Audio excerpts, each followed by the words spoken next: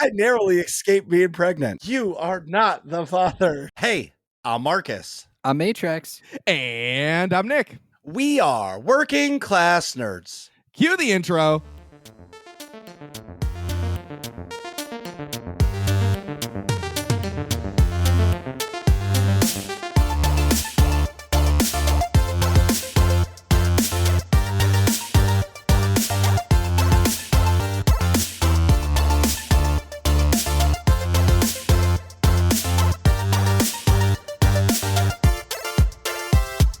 That's right. We are Working Class Nerds, the podcast that gives you no information about your favorite information. Today is Thursday, December 1st, 2022, and you can find this 178 25 Days of Christmas podcast on Apple Podcasts, Buzzsprout, Google Podcasts, Stitcher, Spotify, and anywhere you can find a podcast in the galaxy far, far away.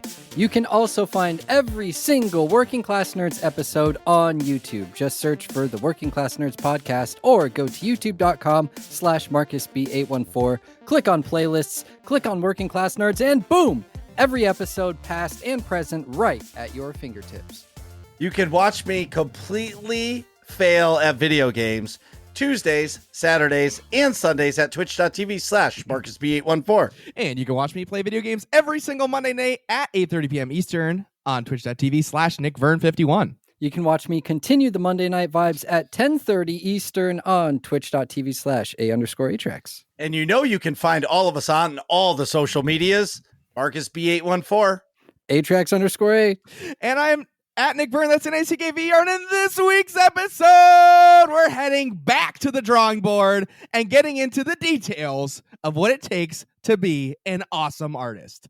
Our guest this week is just that, an incredible artist with plenty of video game-inspired masterpieces. Without further ado, everybody, welcome to the show, Brian Moncus. Burr, burr, burr, burr, burr. So, welcome, Brian, thank you for being here, and what have you been up to? Thanks for having me. I've really just been doing a lot of drawing, more so than usual lately. A lot of commission work, and of course, video games when I have the chance. So Very nice, very nice. What is your game of choice when you play? well, since I don't have as much time as I used to when I was in college, mostly, I try to switch off between Destiny as primarily my focus, and then of course we've been playing a lot of Call of Duty with some of the friends here lately. But Very nice. Choicefully, I'm more of an RPG or MMO type guy, so I get that completely. You're in the right crowd then, so are we. Yep. You know, For sure. But as I always say, the one thing that I love about Call of Duty, and I've been saying it for years, is that if you only I'm married, kids, like my game time is like this much, right? And if you just need that quick fix, like, man, I really just need to like shoot something, you can log in a COD, do a quick game of domination, 15 minutes, and you can end that. Unless you get completely wrecked, Then you got to go have again. to play a second game because you need a Yes. little Yep. redemption. You can't walk away with no ego. Right, But- right. But at the same time, like, it's just that quick fix, and you can stand up and say, you know what? I feel better. I played some games, and now I'm happy, you know? Yeah, Was there a ghost absolutely. behind you? What was that? I think Carrie just got home. She had to do the good old Target pickup Oh, yeah. because with the final Christmas presents of the year. And, Already? That's impressive. bro, we're done. Wow. It's amazing. I envy. I strive to be that. I had a schedule. yeah. You will once you have kids, dude. Yeah, that's true. You got to. That's a lot of prep work. It's a lot of money. Yeah, that too. That too. Tons of money. Well, see, I think for me to just continue right down this sidebar train here, I think for me, I'm still in I'm just finishing up cleaning up the logistics financially of World Cup, going down there and flight reimbursement and all that shenanigans, be paying me back. So it was a whole debacle, but I'm good now. So Atrax, ask him. me, Balance That's check. what? oh, balance check. It's balance check. it's like $5,000. Oh, Oh, rip that guy. that's a big dent. Yeah. Yeah. I mean, it was like 9 and change, so we're doing way better.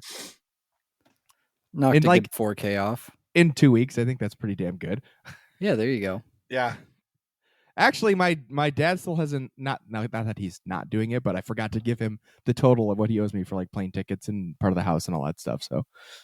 So that'll be another 1,000 and change off. So we're doing pretty good. Long story short, I only spent frivolously like $3,000. It's not that bad.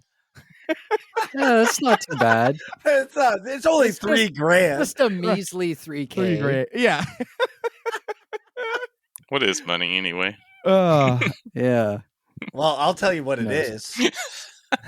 It's my car payments, the mortgage, pull-ups, Right. my wife's Starbucks, Target, and Amazon habits. Oh yeah, that's a lot. Yeah, Fair enough. Anyway, Atrax. What have you been up to? Well, it's been a interesting kind of Black Friday, Cyber Monday week. The sales came and went, and I really didn't get anything exciting. Satisfactory was on sale, and I swooped it up, and that's pretty much it. Okay. Kind of sad. Good. I was going to say, all I wanted was Elden Ring to be on sale.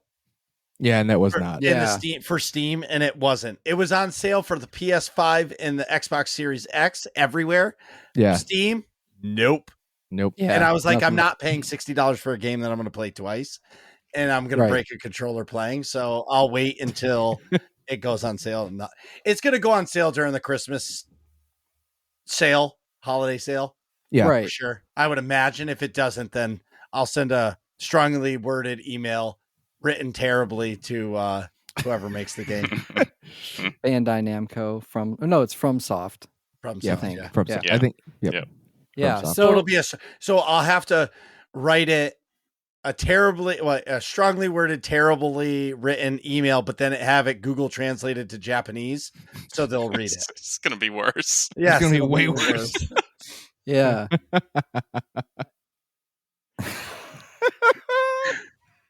I can only imagine that. All right, so You're- Brian, for context, I write the worst out of anybody on this planet. Which is weird because Oh, like man. you speak fine. Like if you just wrote how you talk, it'd be fine. But you like put like exclamation points instead of commas and like Yeah.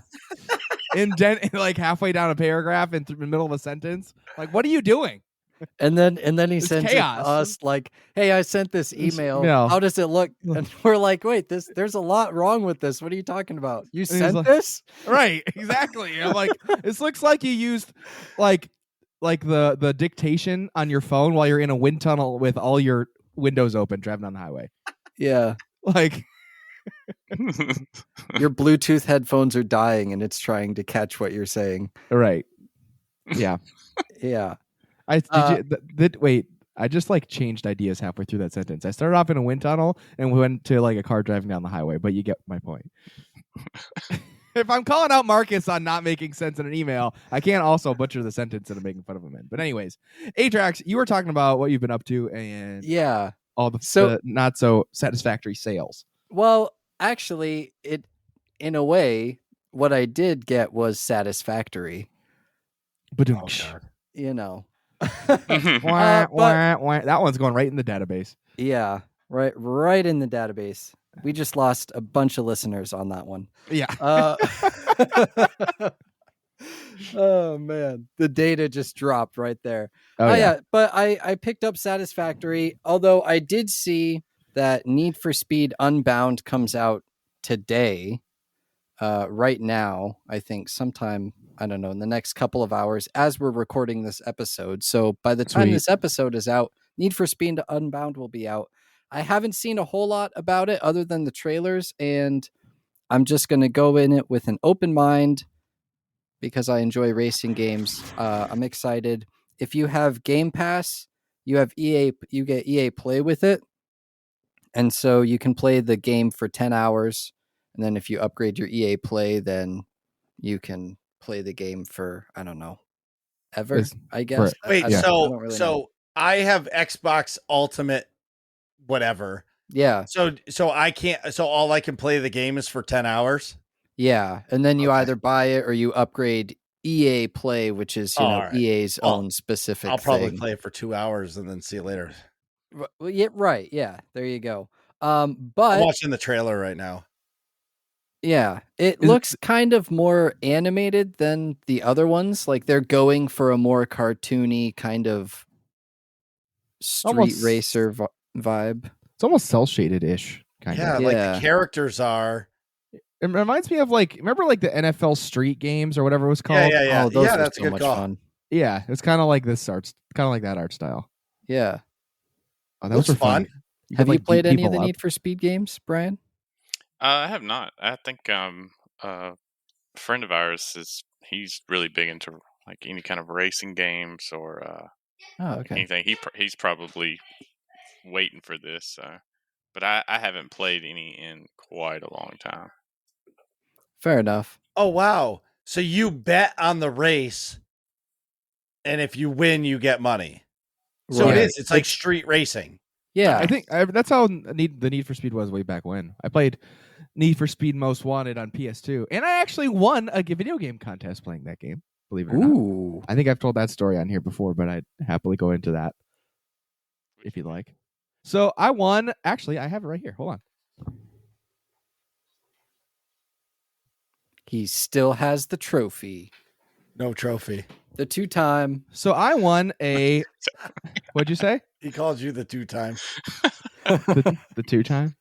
Doctor Back to back. Disrespect. The dog. Oh, got it. Oh. Sorry. Whoosh. I that went right over. I am rocking like a Dr. Disrespect shirt and the mustache today, but no sunglasses or hat and stuff though. So, anyways, I won a limited edition Game Boy Advance SP with in pearl blue color with the extra backlight. So you had two different backlight settings, Wow. and it was very fancy back then. And you won that for playing Need for Speed Underground too? Most Wanted Oh, Most Wanted. on This, PlayStation 2. Wow. Believe it or not, I was Atrax. I was 12, so let me do some quick math. 2007, I believe. Okay. Yeah. So it was May. Yeah, it must have been May 2007. So the story is, my family and I go to this. My dad is like an executive for Big Y, it's a grocery store. And they have this Big Y is a part of this like lobbying group called the Mass Food Association. They have this big weekend long party and celebration of their lobbying efforts for food stuff. December 2nd. In Mount Washington, New Hampshire, and they take over the whole resort, like the big hotel there, and they have all kinds of like activities for families and kids during the day. And one of the things was a teen video game tournament, and I saw the game was Need for Speed Most Wanted that I played all the time on my PS2, but I was 12, and you had to be 13 to enter. But thankfully, I'm a big kid, so like I just went up and was like, "Hey, can I register?" They're like, "Are you 13?" I'm like, "Yep." And I entered, and sure enough, like most of the people who signed up like had not really played that game before, so it's a little tricky to just jump in and like pick a Lamborghini because it's super sensitive. So like you barely need to like move the analog sticks at all to get it to turn normally, and then if you like go all the way to the right, you're doing a 90-degree turn and just spinning out. So like a lot of the tournament was just me beating people that really didn't know how to play and would just crash all the time. But then when I got to the end, like the last two people actually knew how to play. I ended up winning, and I won the whole thing. So That's awesome. I went and found my parents after. They were doing like an adult dinner thing or something, and they were like, "Wait a minute, you won?" I was like, "Yeah."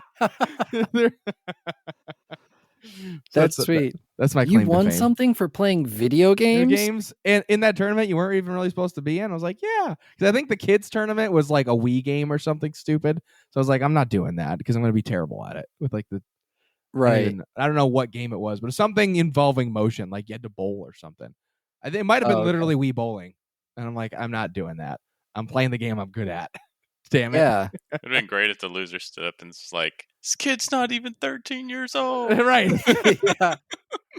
But it's kind of hard to check. Like, it's not like a 12-year-old has an ID. You know what I mean? Yeah. To like reference.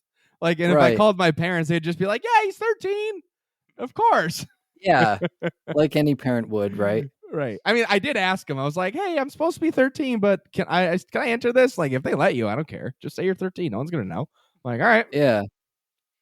So that's my claim to fame. I won a video game contest, and it was this Game Boy Advance SP that no longer works, but it's still pretty still awesome. a trophy. Yeah. Yes, exactly. Should pour come to the shop and put it in a bin and pour clear epoxy all over it and make yourself like an end table with it like encased in it.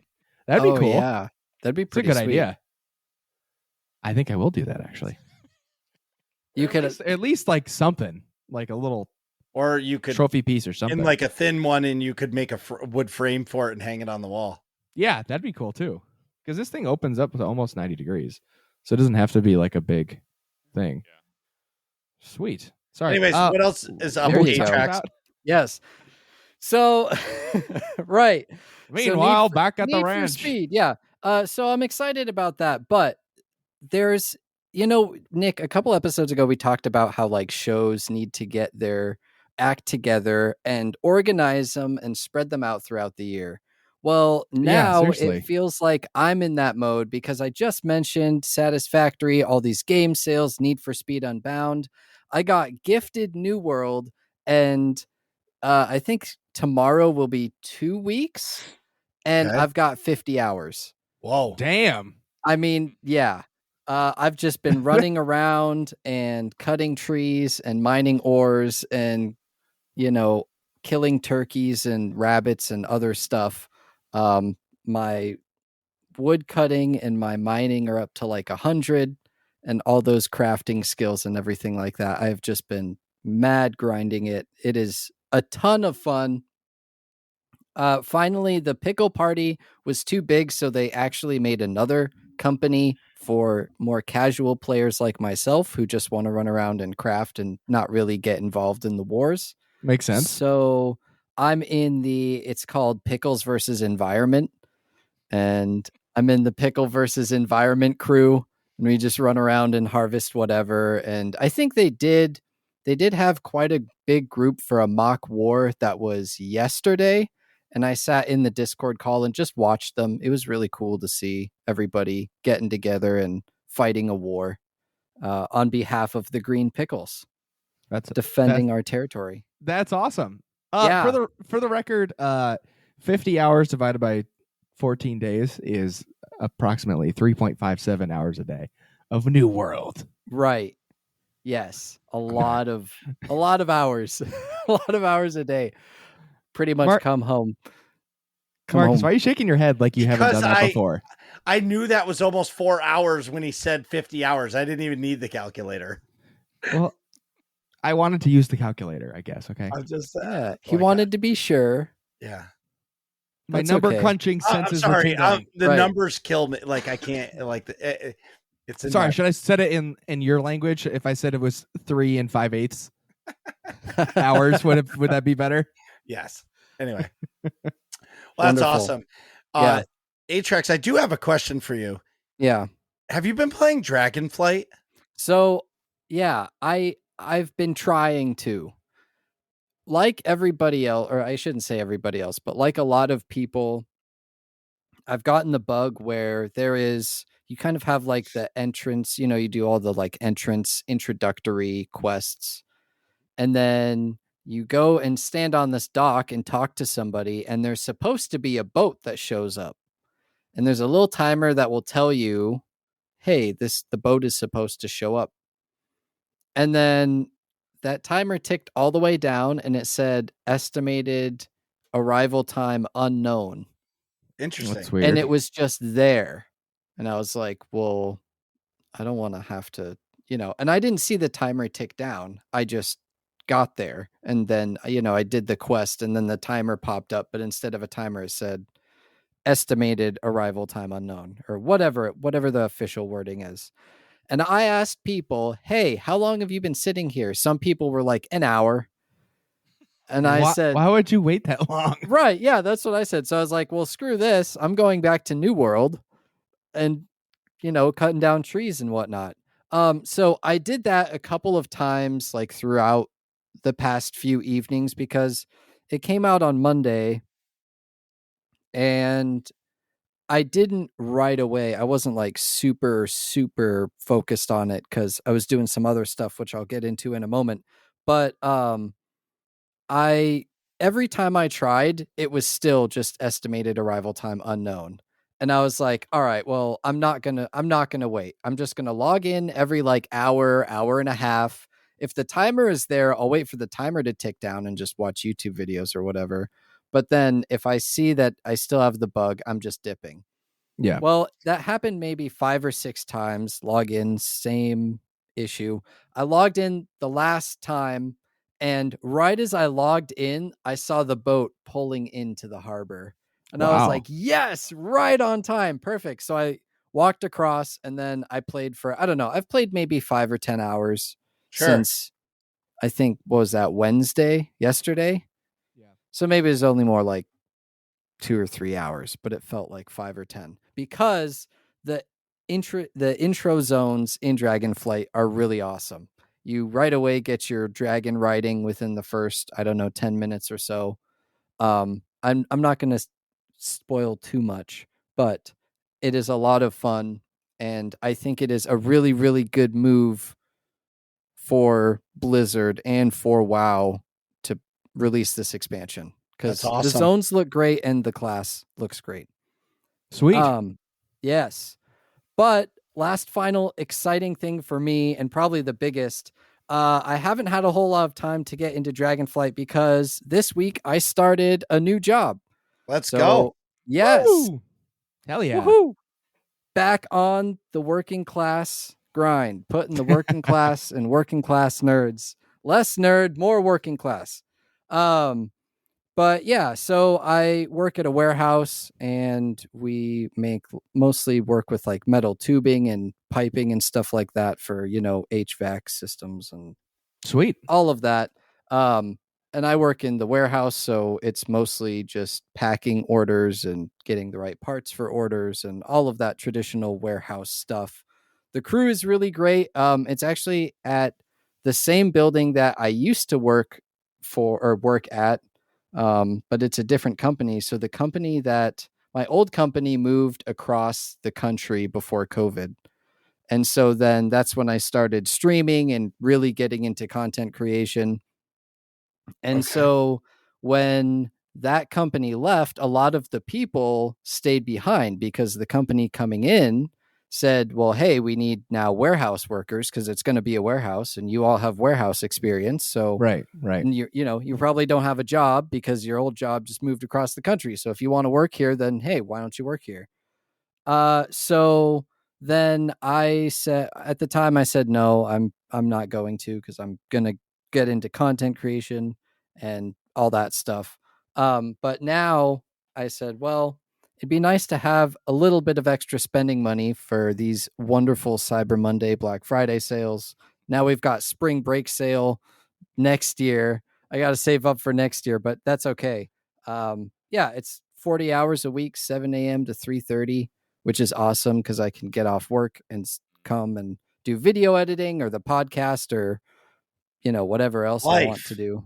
All of the above. Exactly. Life. And or I can, go shopping and get stuff and then not be home at such a terrible hour in the middle of the night. So that's been all of it pretty much for me. Marcus, how's it going with you? I'm going to do rapid fire. You ready? All right. Been shopping for Christmas gifts, almost done. Mando season 3 is coming out March 1st. Let's go. Hey, I had that in my notes. Oh, I didn't see it. I had it first. You can talk about it Yeah. more. Yeah, Nick did have it first. That's all I was going to say anyways. That's fine. Stream was super fun this week. I was exhausted, but Tuesday I was like re-energized. We did clan night. It was the final week of the season. We had a bunch of people come play with us. It was awesome. This week on Saturday and Sunday, unless Tom wants to raid, which hint, I kind of want to, I'm going to play another game. I'm not sure if it's going to be WoW, Dragonflight, SWOTOR, Call of Duty, or actually I might actually play this Need for Speed game because that would be a complete change of pace for me. And it's something that's brand new that I've never seen. And I'm not going to pay for it because I already have that Xbox Game Pass thing. So knowing that I can do that, that's pretty sweet. Yeah, I teased it earlier about some crazy news that I got today. So today I got approved to build a shop on my property by the building inspector. Woo woo. Woo woo. Yeah, so if that's the case, and once I put all the numbers together, it might take me a year to save for it, but if that's the case, and I don't have to drive 20 minutes to a shop anymore, and I could just walk outside my house with a coffee in my hand and walk into my shop, quality of life level up. Definitely. Last thing is our 5-year anniversary for Working Class Nerds show is coming December 22nd this year. Woo woo. Don't know what we're going to do yet, but one thing I need to know is Atrax, what color do you want for the logo? So currently, if you look at the Working Class Nerds logo, there's 2 lightsaber colors, which is green and red. Oh yeah. We're going to divide it into 3. The artist is just waiting for that choice. And we're going to have 3 lightsabers on it. Ooh. And you already took green too. I was gonna say, well, that's it. Yeah. So what I was going to say is if you're going to pick a green, just pick a different green. Okay. Because it would look, I think it would look, well, no, it wouldn't. We could put the red on the top with the green on the sides. So Marcus, why don't you just switch to blue? No. Well, your logo's green. Marcus, Yeah, Both green. no, yeah, but if you 814. Google, go to Marcus blue. the Google, Jamie, and Google lightsaber colors and what they mean. Yeah, I know. You know what I mean? The green represents me. Oh, Yeah, So if but I was in the maybe I'll Kyber, just do the if I was on dark saber Ilum color. getting a Kyber crystal, let me tell you, it would come out green. Yeah. No, Or- it would come out. It would Or come out black like my heart. Mine I'll would just come- do like gears because it's robotic. Mine would Nick's probably would be like bleeding blood red, dripping with dark side for Yes. sure. yes. Because he's just slaying hoes. Anyways, moving on. So it's been a wild work week. You guys ever know, like, so Sunday stream, Yeah. I was so tired, but I was like, I'm gonna do it. You know, when you're doing something and you commit to it, but you're like, you know what? You're like falling asleep and you're just like, this is a waste of time. Oh yeah. Or you should just call it. Like, put your hands up and say, I'm going to bed. Yep. I should have done that. I The regret evening not has doing- won. Yes, exactly. Like, Yeah. I can take a night off or like I can go put my feet up. So I should have done it, but I didn't. And I was just like, blah. Anyways, it. moving on. See, I told you rapid fire for me today. And Nick, what have you been up to? So, I was this week on stream. I was doing some more Skellige action, which was pretty cool. That's my Skellige. favorite region in The Witcher 3. Yeah, it's a Um, band name. Is it really? No, but we should make one. I mean, I'm down. I can't really play any instruments, but I can sing very poorly. I heard you play the skin flute really well. Oh, God, that was great. Right? Rapid fire. I told you, it's this nitro cold brew. I know. Engage. You're like, you're on it. What was I gonna say? So, anyways, I played a pretty interesting quest where like this guy was possessed by some super old demon creature thing that feeds off of regret for like doing something terrible. So first you had to figure out that, oh, this guy actually like killed his brother and or let him fall off a boat and didn't save him because they were having an argument.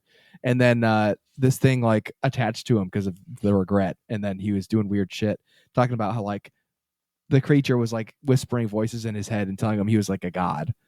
And he had to listen to him. And then the last straw was the creature made him pluck his own eyeball out. Whoa. Dun, dun, dun. So then a Witcher was brought in. And you solve the case. But so that was interesting. I've also been really enjoying the World Cup, particularly today. There's some crazy action in the Japan, Spain, Costa Rica, Germany bracket. Japan beat Spain to win the whole group, which was crazy. That's definitely a mismatch on paper. And then Germany almost lost to Costa Rica. Costa Rica was up 2-0 for a while, and then Germany came back and scored 4 goals, so it was 4-2. But Germany's still out. So Japan and Spain are moving on. But that was a wild group today. Mando season 3, March 1st. Super pumped. That's exactly 3 months from today. Marcus already talked about it. I also got some new paintball gear and sold some old stuff, so I'm excited about that. I sold one of my old paintball markers and I bought a new one. I had a CS2 regular and I got a CS2 Pro from a professional player, Billy Bernaccia. So legendary paintball player, one of the best snake players of all time. And he gave me a free jersey, which is hanging behind me, which I believe he wore in NXL Chicago this year.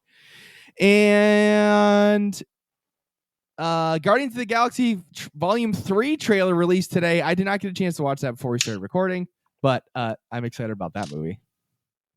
I can't wait either. I haven't seen. I didn't even know that the trailer was out. It came out like this afternoon, I think. Today. Ooh. So my hot take, when I go to Disney Plus and like I want something that I can just watch all the time that doesn't involve A New Hope.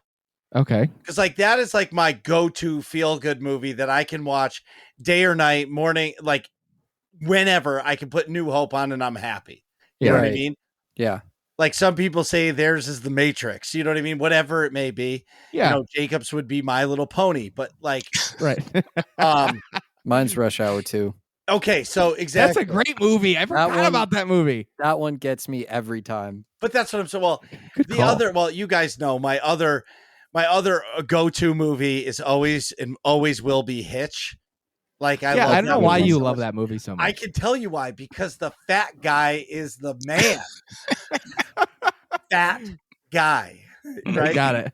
So, but anyway, but what I was getting to with Marvel is if there's a Marvel movie I will watch any time of the day, it's Guardians of the Galaxy.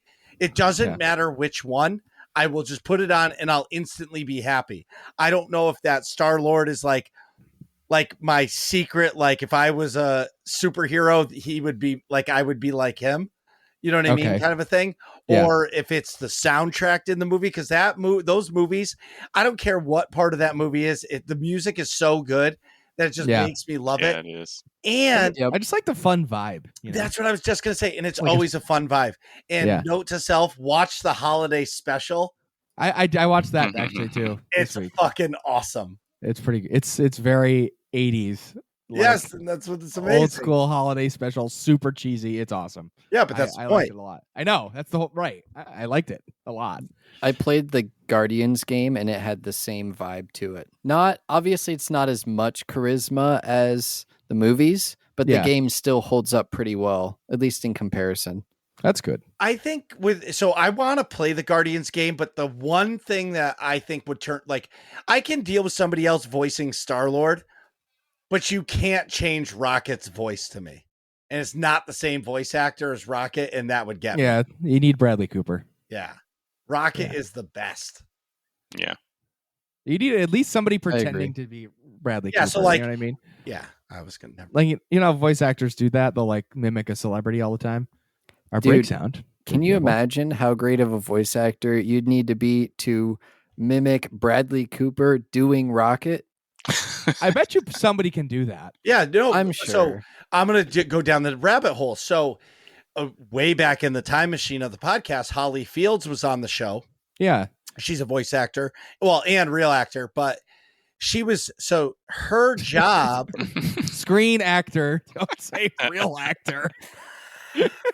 Well, you tried to not be offensive and made it way more offensive. Wait, I'm not offending anybody. You were trying to like give her credit, but then also totally just no. trash. But I was no, I'm not trashing anybody. What I'm trying to say is, so her, I know what you meant. I was trying to clarify. You're just trying to stir the fucking pot. I get it. Exactly. To save the show. But anyway, well, the show's already gone. Until Brian starts talking about him, the whole show is, we can just throw it up. Just a debacle. But my point is, so her job was to voice Who are we talking over about again? Holly Fields. Her job was to voice over Cameron Diaz. Yeah, dude, when like in all the Shrek games. And on the Shrek movies, like anytime there was voiceover work, she would do Cameron Diaz's voice. Right. Like if they would Cameron Diaz would obviously initially voice Fiona and Shrek. Oh my God. But then when they had to recut stuff, yes, Holly Fields would do the recuts. And you know what? I also voiced her in all the games. And you know what I just thought of coming to that? She did the podcast in her car because there was no internet because the state of California was on fire all around her. Remember that, Nick? Yeah. She was on headphones on her iPad. She's like, yeah, I can see all the smoke and the red, and there's fire trucks everywhere. We're like, do you want to reschedule? She's like, no, what else am I going to do? Watch people's houses burn? And I'm like, okay. She's like, I'm sitting in my car. If I see the fire, I'll just drive down the street. I'm like, okay. This is awkward. Yeah, that's where our break sound came from. This has turned into a documentary. Right. Anyways, Nick, in AIE news. Do you like Star Wars: The Old Republic? Yes. Do you like Destiny 2? Mm-hmm. Do you like World of Warcraft? Yeah. How about Guild Wars 2? Oh, yeah. Lord of the Rings Online? Yeah. Haven't Final played it. Fantasy 14?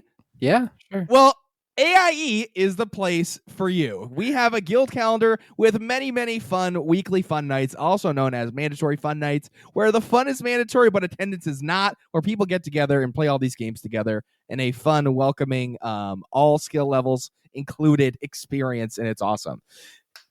Marcus? And if all this sounds fun to you, go to aie-guild.org. Get our Discord information in the top right-hand corner of the screen. Ask for a guild invite. Whether or not you play any of the games we play, we would love to have you.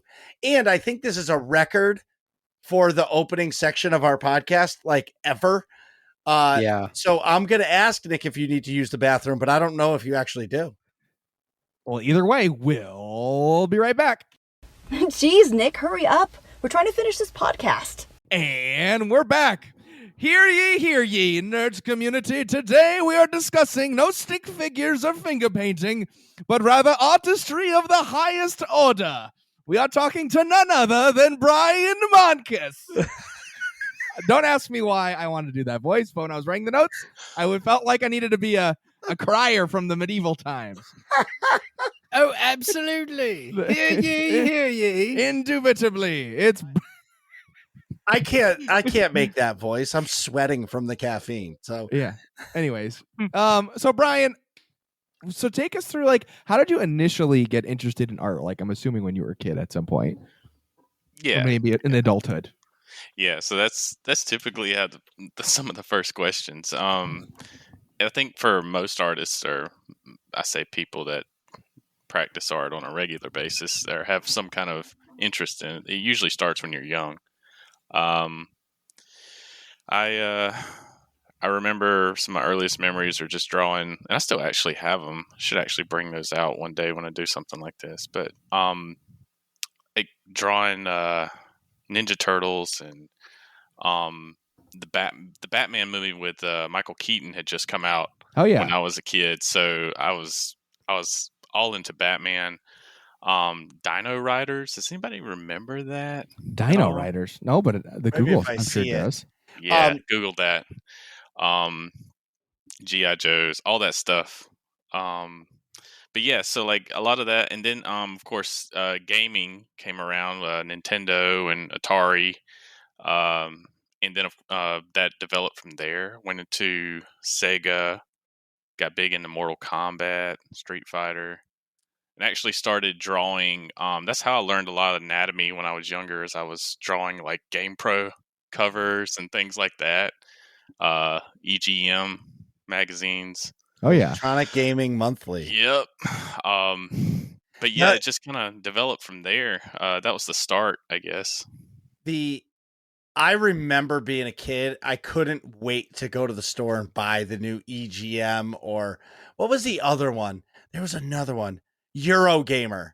Yeah. Oh yeah. Eurogamer was a big one. I couldn't wait. I would beg when we would go to the comic book shop. I would make sure I would get my new comic, and I would get the new Eurogamer. So like I would get 2 comics every time I went, or if the new issue was out, I would get 1 and 1. That's cool. Oh yeah, that was a big deal back then. Magazines, like gaming magazines, like there was no internet. Like it literally didn't exist, because so if you wanted like cheat codes or any kind of facts or anything like that about games, you had to pick up these magazines for tips and tricks, which Tips and Tricks was another magazine. Right. Like the blood code for Mortal Kombat, ABACABB. Yeah, there you go. Yeah, that was the thing. So like I used those covers, and I would like just draw copy covers, and a lot of my artwork when I was younger in school. I had some other artists that they would let me take their drawings home. Well, Mhm. this is really telling our age here, but I didn't have access to a printer. There was like Xerox machines. Yeah. Right. So I didn't have access. So the only way I could actually have a copy of someone's drawing was to draw it myself. So like draw their drawing Wow. as close as I could get it to their drawing, because I would have to return theirs like the following day. And so yeah, like that kind of practice and things like that, I think just kind of blossomed, I guess. Definitely. It's a lot of pressure to like make sure you're doing everything correctly. Well, Like, yeah. for yourself, you're like, I want it to be just like that one. Yeah. So you're holding yourself to that like perfection standard. Yep. Something, pops into my head is your fans who love your art. It would be so cool if like you found one of the old like originals and you did a sweet giveaway for like one of the original art pieces for your stuff. How cool would that be? Like, this is the 13-year-old me piece of art. You know what I mean? But like somebody who loves your stuff would just go crazy for it. You know what I mean? Yeah, I think there'd be a place for that. That'd be kind of hard. I could part with an original that I drew now better than I could part with something that was that old, because a lot of that stuff has sentimental value. That's me. fair. That makes Yeah. sense. You could do what you used to do and like copy it now. Yeah, In like Yeah, the old there you go. style. That would be almost a challenge because maybe you feel like you're better now. Well, no Or, doubt. or So- redraw the Yeah. whatever your subject was you were trying to draw. That'd be cool. Yeah. Like a side by side. Yeah, I do have one that I want to redraw that I drew when I was young. It's like this big, it's Mario Land from the original Game Boy. And like I drew like this really large, like almost like if you're looking at 2D Mario running across this thing, it's got all the platforms and everything. It's got all the enemies everywhere. But it's actually got every enemy type and boss incorporated into the whole thing. Really? But I would like to redo that in some ways. But that was one of my favorites that I did. I think I did that when I was in second grade or something. Holy cow. That's really cool. Yeah, that was I still am impressed by it now, but the other ones are more like little sketches, things like that. Well, that's still really cool. Yeah, That's- yeah. It's just not as developed. Right. Right. Well, you can't really expect it to be, right? I guess Or that's not. how, you're in second grade. Yeah. I don't know. That's how I look at it. Yeah, I'm Right. with you. So speaking of your origin story, so which medium did you start with for like drawing things, and then which utensils, or like, is medium the right word for that? Like paint versus medium's pencils? yeah, Okay. medium's the right word. What'd you start with, and then what do you use now to make your creations? So I didn't get into digital art until late in the game. I was really stuck on traditional stuff for a long time. My mostly because I just did not like Photoshop for painting at all. I still don't. But I started of course like pencil paper kind of thing. Mhm. And I was always more keen into drawing than I was painting. So that carried into, as I got older, my friends were having me draw like comic characters and things like that. I was a real big fan of Joe Mad growing up. Uh-huh. So X-Men, things like that, got pencil drawings, and we had, our own like type D&D type characters I would draw. And then when I went to college, I actually went to college in Savannah, Georgia, at Savannah College of Art and Design, and majored in sequential art with a minor in animation. And down there, I became more interested in charcoal drawing. But it was a different approach than what I was used to with regular drawing. Like one of the teachers that I had, he taught us more of a classical approach to charcoal drawing and life drawing. So the more I learned from him, the more I learned how to base my drawings more in shape rather than line. So if you look at a lot of my stuff, like the process of it begins more with like values than it does just me drawing lines, like in a traditional sense. Right. But yeah, that's so like moved into charcoal. I did charcoal portraiture for people. I've done, quite a few local commissions for those, done some of my kids, some of me and my wife. And then in about 2014, I moved into digital, but I wasn't really serious into it, and I was just more playing around with it. Didn't really start doing anything even kind of cool until about 2017. And all that was like digital pencil work, nothing crazy. And then about 2018 or 19, started experimenting with color and actually bought an iPad, bought Procreate, which is a program now that I use to do all my digital painting on. So all of my digital colored work is done in Procreate now digitally. I don't do anything from a painting standpoint traditionally, but I will still draw traditionally from time to time. So I understand. So are you using an iPad or a PC or a Mac to draw? An iPad Pro. Wow. That's With cool. Apple Pencil, no doubt. Yeah, it's this thing. I mean, it's right here. It's literally just the iPad. I mean, there's nothing. There's nothing. People everybody's so used to when they think of digital art or digital artists, they think of people sitting at a PC or using like a big Wacom Cintiq tablet. Right. I don't know what that is. Well, a Cintiq is like the size of this thing right here. Okay. Except it plugs up to your computer. Most of them do anyway.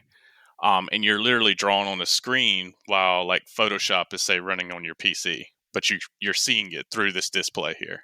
Okay. So for everybody at home, he's saying that you take your typical iPad Pro, but this thing, if I had to guess, it 4 or looks 5 like times the screen size. right. So it's Yeah. probably like 3 feet by 2 feet is what he's talking about. Yeah, they can get pretty large. I mean, you can get them in different sizes. And it's not just Wacom. Wacom is like the most like well-known brand. Now there's Huion and some others that I've used. They're all pretty good, but that's what most people are using, especially like in industry standard stuff. You're not going to see many people working on Procreate as an industry situation right now, but it's in 2017, it was kind of developing and it's picked up speed. And now I can do way more on Procreate than I ever could with Photoshop myself personally, just because the program is more intuitive to me. Sure. Photoshop is very technical. Like you can do so much with it that it's just, to me, it's just overwhelming. Like it's too much, but Right. yeah. Right. So it's just crazy to me, you guys, because like you think about, I'm looking back here, right? I'm looking at this art that was painted on these canvases. You know what I mean? Right. And to know that like that one is from an iPad, the Scarif Beach. Right. But for me, hearing all that, it's crazy to me that all of your artwork is done on just an iPad Pro. And I'm thinking to myself, I'm like, I got an iPad Pro upstairs. It can do that. You know what I mean? Right. I can't draw shit. You know, Yeah. Meanwhile, you're using that for Paw Patrol. yeah, exactly. Yeah. With the kids. Yes. And Brian's over here making Exactly. Yeah, absolutely. Okay, speaking of, I'm not gonna do that sound effect twice. So have you always been a professional artist? Forgive me for not knowing. No, I mean, it's fine. I'm professional in the sense of that I take it professionally Right. and look at it professionally. Yes. I say that more so in the past 8 years. Okay. Prior to that, I'd always done it seriously. I mean, I took all my Right. work seriously, but I didn't invest in it as heavily until about 2014. So I guess take us through like what was the motivation to really up that seriousness level and like really commit to it more? I think it boils down to I've gotten as I got older, and had, we had kids and things like that. You get to a point in your life where you start looking at the things you value, and you want to invest in yourself. And I just, I'd always enjoyed art. I'd always enjoyed drawing, but it just got to a point where I was like, this is important to me. I need to kind of put some time into it, and I need to invest as much as I can into it realistically. It and it came at a good time too. Me and my wife had bought a home, so I did spend some time remodeling a very old home for a while. And after that, we kind of slowed down there, so I had time to really double down on some things. And then, of course, with the help of Procreate, that that avenue helped a lot, because if it would have been up to Photoshop, being like my route towards digital, I probably would not have jumped in that. I wouldn't be, because I did not want to learn a program like that to do what I felt like I could do physically, like, traditionally. It was Yeah, too yeah, yeah. much. Um, and then, of course, it's just, uh, Destiny helped out a lot, because when you, as an artist, or when I see something I like and I'm inspired to do something, you're motivated to create certain pieces of artwork. And that, of course, it feeds your inspiration. So you create these artworks, and then if it's well received, that's even better, because you're like, oh, well, I want to make more of that. And um, the Destiny community was always really good and receptive about that. So it kind of gave me some extra motivation, if you think about it, to do more. And that, as I've done more, the better I got at it, and so on and so forth. So that's how I found you. So we have friends from the Guardian Downcast. It's a Destiny podcast. Todd and Hazel, or Gator and Hazel. And when Nick and I were on their show, they were talking about how Hazel bought Gator one of your Warlock prints. Oh, yeah, yeah, yeah. And immediately I wrote your name down, and I think that's the day that I started following you, or maybe it was prior to, it was no, it was right around there, because again, I love art, and he showed it and I was like, oh my God, that's amazing. Yeah. He's on fire, and and I started asking a lot of, like, does he do commissions? Does he this? And they're like, Marcus, I have no idea. Reach out. And for me now, I build cabinets for a living. That's my career. And then I'm curious as to which one it was, though. I don't remember.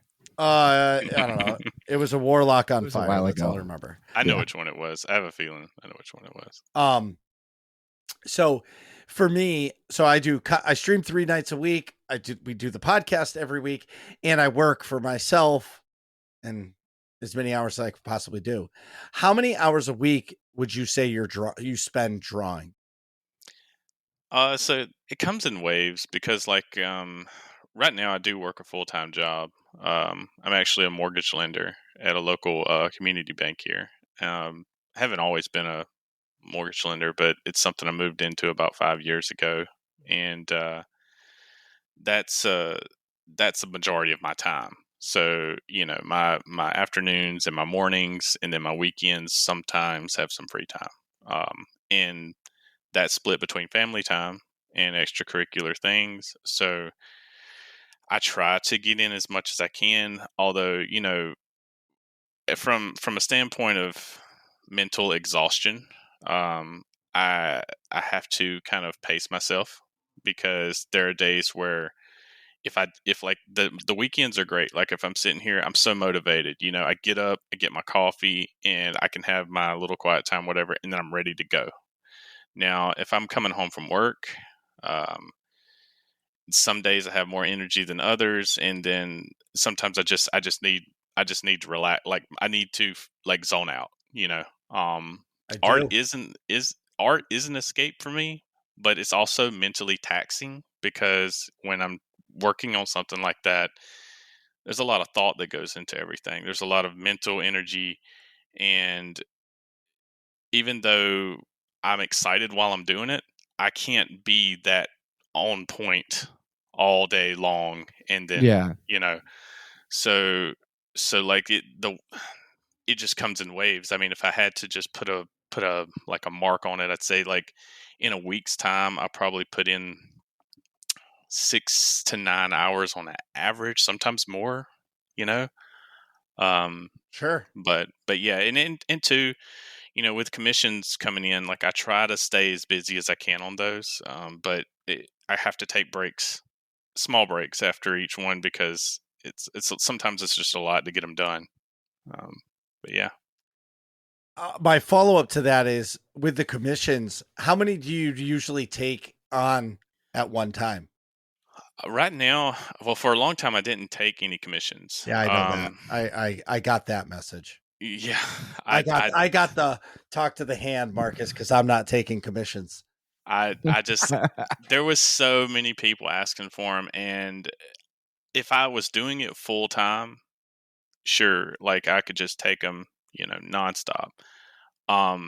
But you know as well as I do, when you have kids and other things, if I take someone's money to do something, I want to be able to do it for them. I'm not playing that game of yes, I'll do this, and then it take, realistically, I want to be able to give them something. So I opened them up probably about 3 months ago, and they have been pretty steady.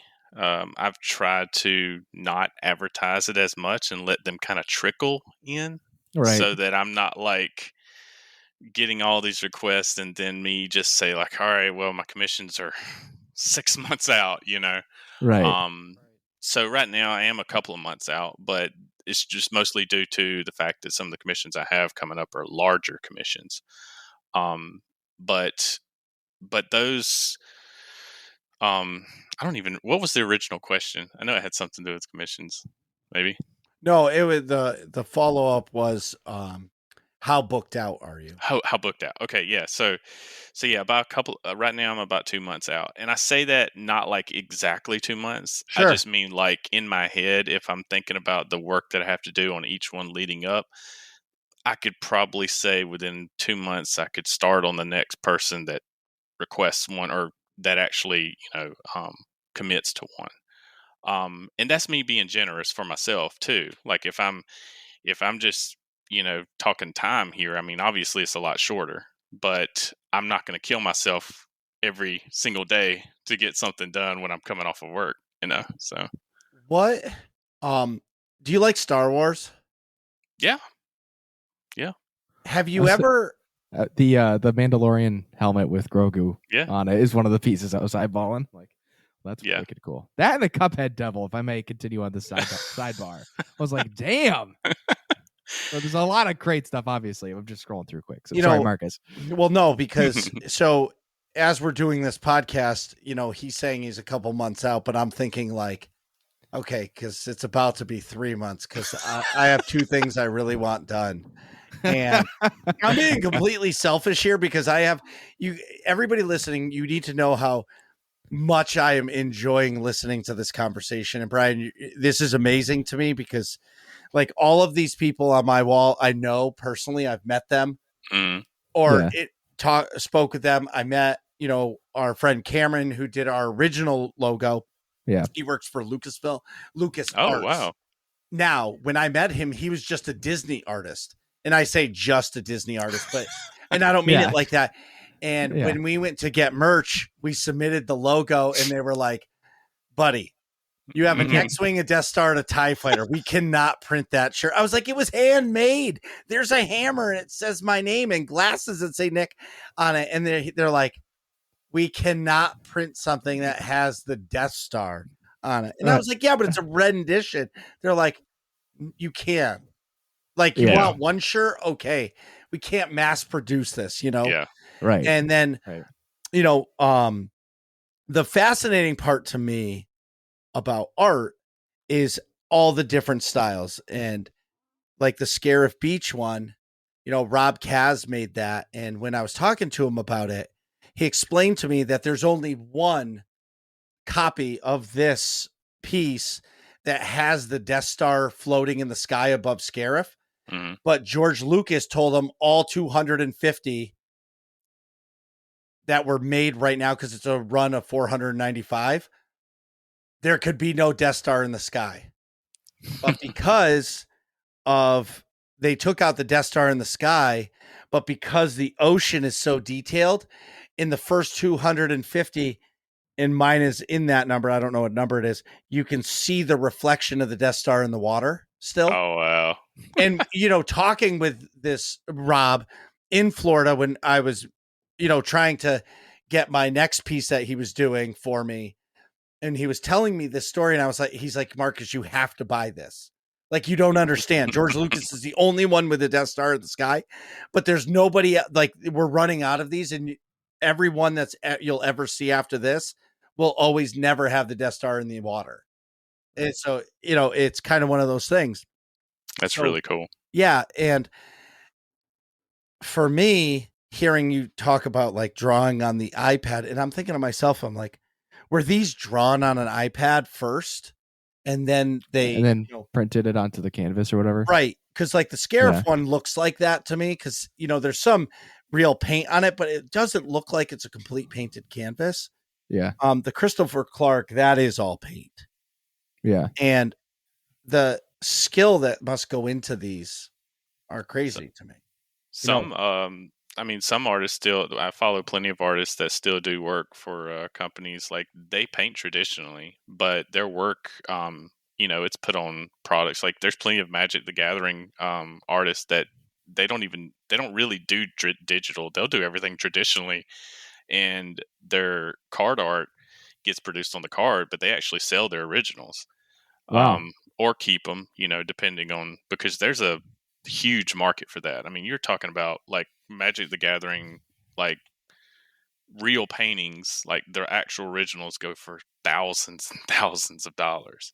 I can imagine. So yeah, like, I mean, it's it's crazy. But I mean, and it's like you say, like you could have an original painting be printed, and mass produced, but it still has an original somewhere. And then there's some people that just do digital work where, the prints are the product. So Trevor, I can't remember his last name. This is suede art. Suede. That's interesting.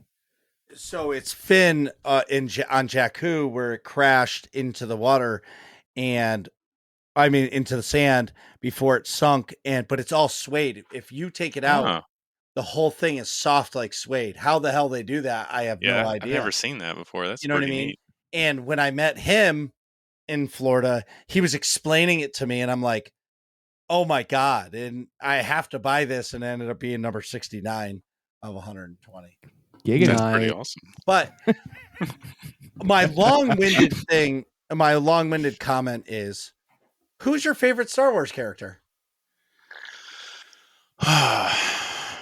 Choose wisely. This says a lot about you.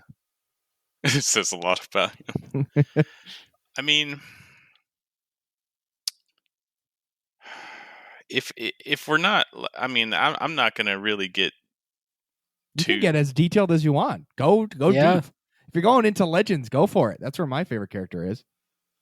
Well, I mean, I don't know if I just have like an absolute favorite though. Like I mean, I'm a fan of everything. And I've seen just about everything, and I know a good bit about Star Wars, but I don't know if I have like anything that strikes me as, or any particular character I'm like head over heels for. Right. Nothing. I mean, anything between. I don't know if I'm going dark here. Raven. Revan from Star Wars: The Old Republic. Mm-hmm. And Knights of the Old Republic, I should say first. Hell, that's a great answer. Yeah, but I mean, if I'm just talking aesthetics, I'm not really like getting into like characters as much as I'm just like design here and things like that. That's fair. Coming from the artist, right? I mean, I know, because that's what's important to you, man. Yeah. Yeah, I mean, but I do like. There's a lot of great characters and everything. There's a lot of really cool like lore, so to speak. But I'm with it. But Do we- Revan is your favorite. That's what's up. That's a great answer. I don't Can we think give anybody's ever said I that. I feel like we always need to like give a quick breakdown of our favorites. Rapid fire. Well, it's not rapid fire with you, Nick. No, I'll go last. No. Marcus, what's your favorite Star Wars character? R2D2. And No that's all we're getting reason. from Marcus. Well, Atrax. Okay. Yeah. Your time's up now, Marcus. Great. Mine's Darth Xana because she's kind of like Harley Quinn, but Star Wars. And then also Obi-Wan. They're tied because we get to see a lot more of Obi-Wan, and he's just overall awesome. My favorite character is Darth Bane. Darth Bane is the originator of the Rule of Two, if you're not familiar with that. Mhm. And has an epic trilogy of books that I listen to on Audible. I like Darth Bane because he's badass by himself, but then also it's vague at the end of the trilogy whether or not he mastered the ability to use essence transfer, to transfer his like soul into his apprentice Xana, who kills him. So it's like vague as to whether or not he was successful doing that. But I liked it. My headcanon is that he did, and then he got passed down through all of the Sith through Palpatine when he says, "I am all the Sith" in that terrible movie Rise of Skywalker. I like to believe that he's talking about how he's got Darth Bane in him. Also, great character is Grand Admiral Thrawn. Those books are epic as well. He's wicked cool, like tactical person, and can like derive battle strategies of different species based on their artwork, which is pretty cool. And I'm super looking forward to seeing him in the Ahsoka series whenever that comes out. But anywho, on to the next one. Wait a minute. First things first. Are you a PC gamer or a console gamer? Because I do see a PS5 behind you. I mean, a little bit of both. It depends on the game, I guess. Okay. And who I'm playing with too. So Right. Have you played any of the like first party games for PS5 yet, like God of War or Horizon Forbidden West? I really want to jump into God of War. I have not played I played God of War a long time ago, but all the new stuff, I'm familiar with I'm not sure of his actual role at Santa Monica, but Ralph Grassetti. You guys familiar with him? I don't believe so. If he all of the, just look him up and you will be, if you like art, if you like God of War, if you like anything that has to do with gaming, because this guy is the equivalent of Whoa. just Did he do the artwork for Ragnarok? yes. Whoa. Well, not Well, just him, but yeah, he worked he is on the it. art direction in some of the case, I'm sure, because look at the models that he's done. Right. Yeah, I see pictures of the Thor model. Got like Kratos. Yeah, because Holy crap. he's amazing. But anyway, that's a little bit of a tangent. But when you said God of War, that's the first person that popped in my head. So Well, they're getting a follow. yeah. Well, he's got tons. I was gonna say I am one of legions. I know. Apparently, 735,000 followers. So Yeah. I'm definitely a drop in the ocean there. But this is really cool. Wow. Wow. Yeah, this is awesome. What was I asking about PC versus console? So like in your heart of hearts though, like I grew up playing on consoles and then as I got older I got a PC and that's what I use now. And like I feel like I'm not going back. I do have a PS5, but like my heart and soul is not in consoles. It's in PC gaming. I think Marcus and Atrax agree. So like in your heart of hearts, when you think of like I'm sitting down to play video games, are you playing on a PC or like a console? So I was PC for years. And I still am. Like if I'm playing WoW or anything like that, obviously PC because but like that was where from high school through college and everything was all PC for me. Right. And the only thing that took me back to PlayStation was, of course, when Destiny came out. I had to buy a new console at that time, which was I didn't even buy a PlayStation. I bought an Xbox. Let's go. Best system. and Yeah. so I played Destiny on that, and then the friends and of course my wife plays on the PlayStation. But the friends and stuff I developed during that time, they all had consoles, and we really haven't jumped from that from a Destiny standpoint. And that's the only thing I play really on console now. I played when Destiny came out for PC. I did get it for PC, and I actually played on there. But every time my friends wanted to play, they didn't have cross-platform at the time, Right. So and yeah, so I had to switch over, and it just kind of got to be a hassle. So if I'm gonna be playing anything though that's outside of Destiny, it's gonna be an MMO of some sort mm-hmm. because that's just Okay. my heart and soul. And it's gonna be PC, obviously. You ever Alright. play SWOTOR? No, but I had plenty of friends that did, but I was not in a good time. Like during that time, I had too much going on to play anything. So, but That a makes lot of my sense. friends, a lot of my really good friends who played WoW with me, played that. So That's what's up. Yeah, So, that's the game the podcast started with, more or less. oh, okay. Well, Marcus was the Sport hardcore core, Star Wars yeah. Old Republic guy, and I played all kinds of stuff. But I also played Star Wars Old Republic. But Yeah. What were you Yeah. going to say, Atrax? I was just going to say, so you mentioned that if you're going to play something outside of Destiny, so would you say that, does that mean that Destiny is your favorite game, or what is your favorite game? Do you have something different? I like it. Well, I mean, I feel like there because could be two questions here. It could be favorite game right now and favorite game of all time. Yeah. And My you favorite can game. give like top 2 or 3, or, like if you can't narrow it down to one. So Destiny takes up most of my time now, partly because, like I said, I haven't mentioned this yet, but my wife plays, so that's a Okay. big thing that we can do together. Yeah. Right. And then our friends that we have play with us, so it's more of a social thing there. And we do play some other games like Call of Duty and some other shooters and stuff, which they're more into than I am. But I like games that I can invest in, if that makes sense. Like I like games Yes. with story. A live Yeah. service game. Yes. So like WoW was like a big time investment for me when I was in college. Actually, before WoW, I played Final Fantasy 11, and that was kind of my intro into MMOs. And then WoW came along, and we jumped on that. And then we played Halo, of course, back then, but that was just a different scene. And so like my favorite games and everything, I have like a difference, like classic games and games I enjoy. I love challenging games. Like I love like you're talking about Cuphead. Like I love Oh yeah. Cuphead's great. games that give me challenges like that. Um What about and- Elden Ring or those Well, type see, of games? that's another game. I would love Elden Ring. I know I would, but I don't have the time to invest and play in it and play other things and do what I have.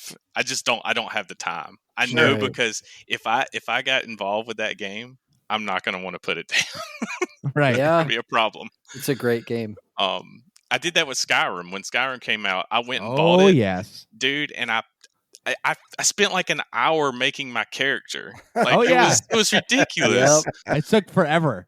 And at one point, I think I was about like a half hour in. And I went, okay, do I want to just say I don't care and get into the game, or do I want to take my time with this? And I was like, you know what?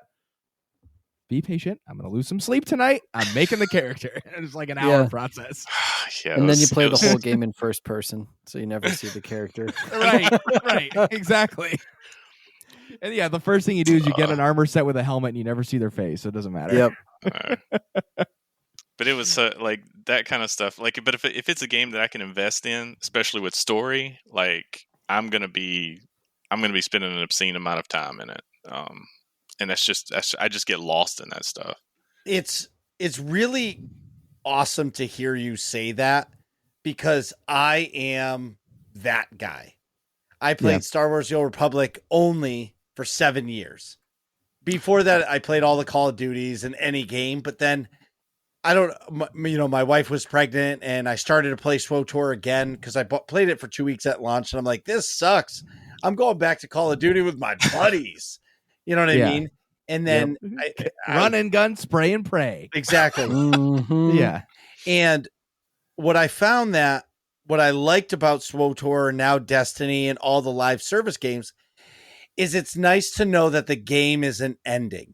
And what I mean by that is if I love Call of Duty Modern Warfare 2 that just came out, I know that next November there's another one coming, and I probably am not going to like it as much as this one. And there's always that constant cycle of change where when you play an MMO, whether it's Final Fantasy 14, Guild Wars, SWTOR, World of Warcraft, whatever, you know that the games continue, and sure, they're going to make their small tweaks, but generally speaking, the game is going to be the same game. So you know that, okay, I'm paying $15 a month for a sub, or I bought a DLC pack for $30, whatever it may be, but you know the game is going to be here a year from now. So it's, your time investment is going to be worth it, or this is my mentality. Where Atrax can't do that. He plays as many games as he possibly can.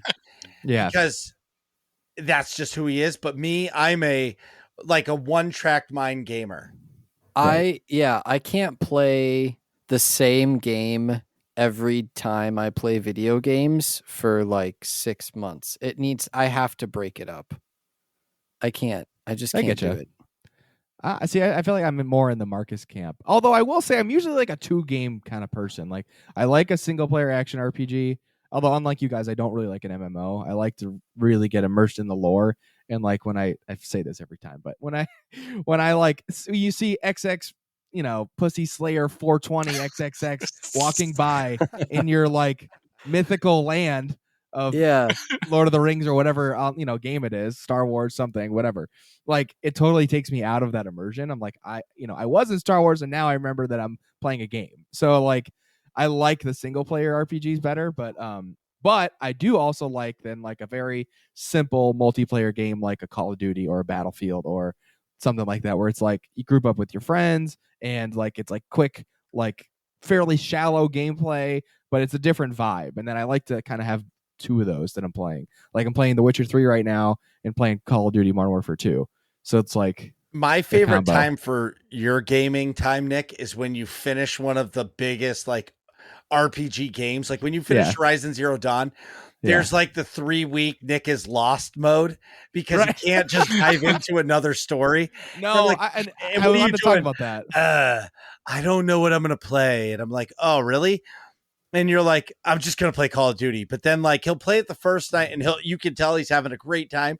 And then the next week, he still hasn't decided on his next story game because he's not in a mental space. And then the next time he's playing Call of Duty, his eyes are a little droopy and you can see him. He's like, he's dead.